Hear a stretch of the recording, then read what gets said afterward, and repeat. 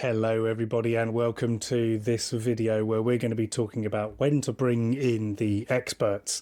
My name is Simon Batchelar. I'm a marketing consultant from Pallant Studio and we work predominantly with engineering and manufacturing companies to help them stand out in the marketplace and connect with people beyond the network that they currently have.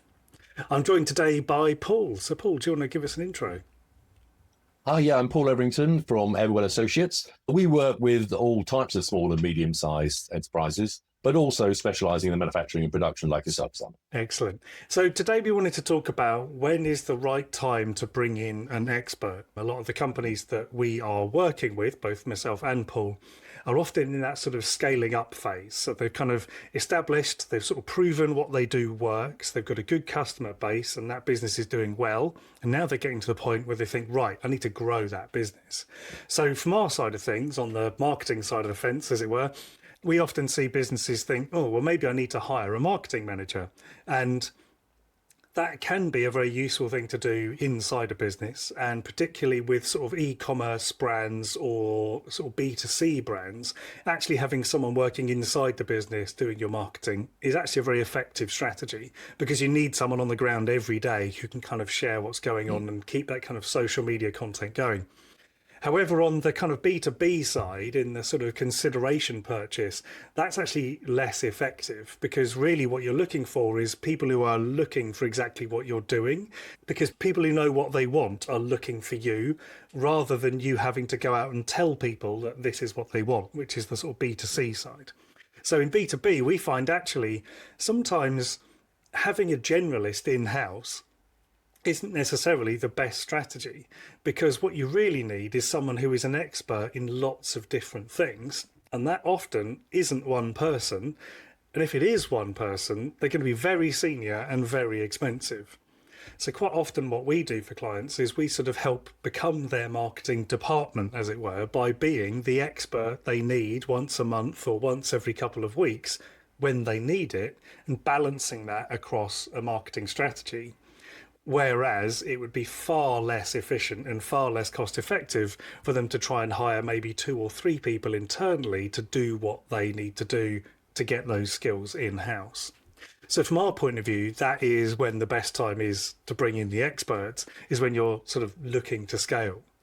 So Paul, thinking about it from your perspective, where do you think is a really effective time to bring in the experts? I think it's similar to what you're saying, Simon. It's when you, as the innovator, the manager, the person driving the business, is sort of getting increasingly stressed and overwhelmed by work. They've got no time to do the things that they want to do. They can get into a cold sweat when they get a new contract.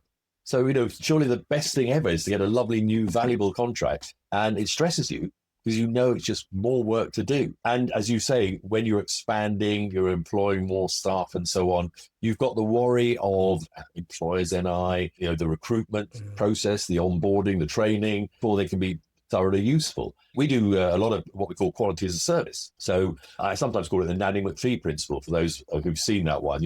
When you need us but don't want us, we'll be there. So we come along and we just sort of overlay, we help them while they need it. And when they don't need it, we go away. And then if they want us to come back from time to time, as you say, it's just, we can add that in when necessary. So it gives them all the expert benefits, as you say, rather than having a generalist. But again, only when they need it. Yeah, and I think there is an interesting sort of switch there, because obviously this didn't used to be quite as prevalent in the sense of being able to deliver services as a kind of when you need it type service. Previously, maybe 15, 20 years ago, it was all about where you need to hire people in order to get the expertise you need in your business.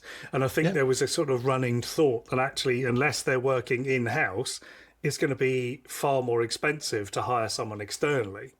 Whereas actually, I think now the opposite is true for some roles. Actually, it can be more cost effective to just hire people when you need them.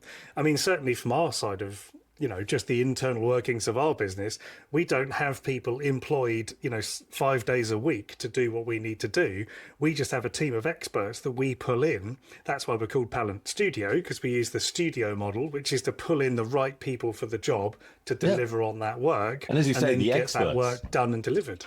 Exactly. So we're the experts who bring in the experts, if you see what I mean. And obviously, from your point of view, Paul, you're working with a team of people as well to bring in those people. But for a business to get to a scale where you would need all of that internally, that's a big jump from where people need it to where people are at the scale where they need it internally.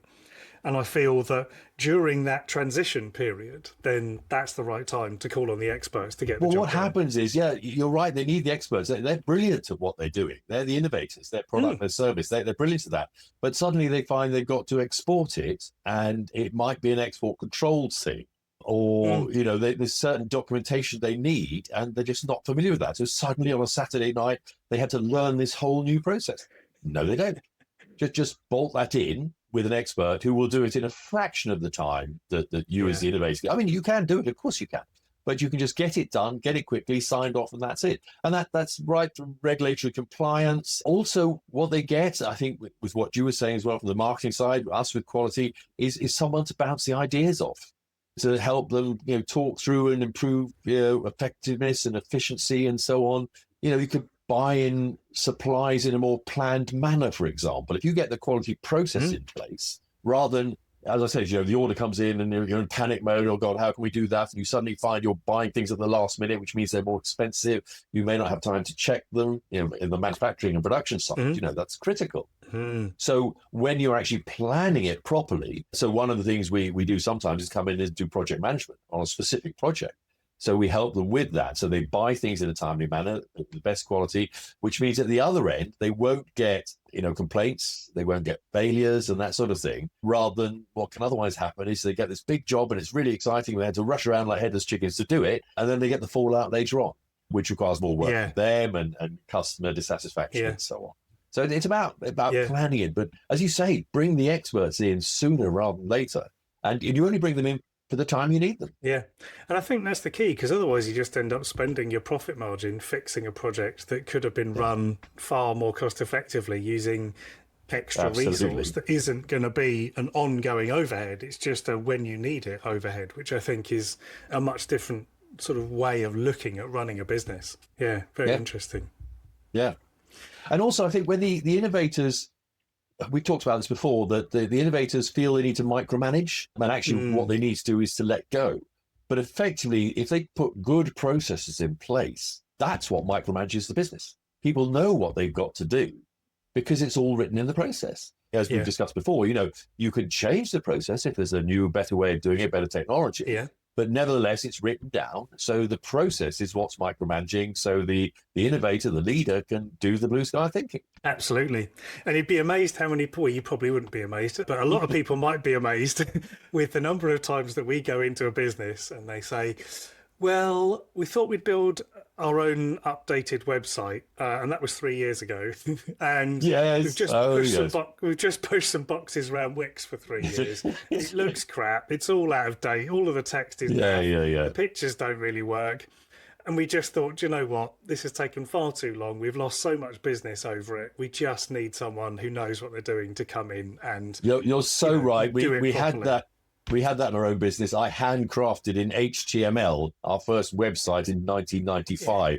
We were the first in our business. It was brochureware, basically. That's it. And again, I could have learned some of these technology. I'm an engineer by background.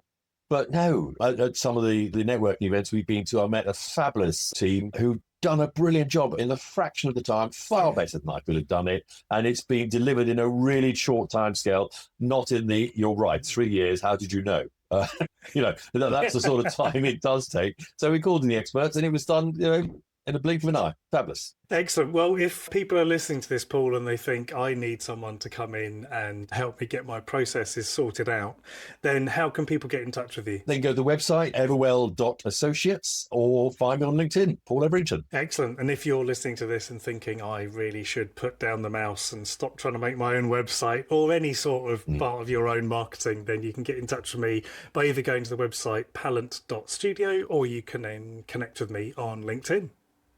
Thanks, everybody, for listening and watching, and we'll see you in the next video. Thanks so much. Bye-bye.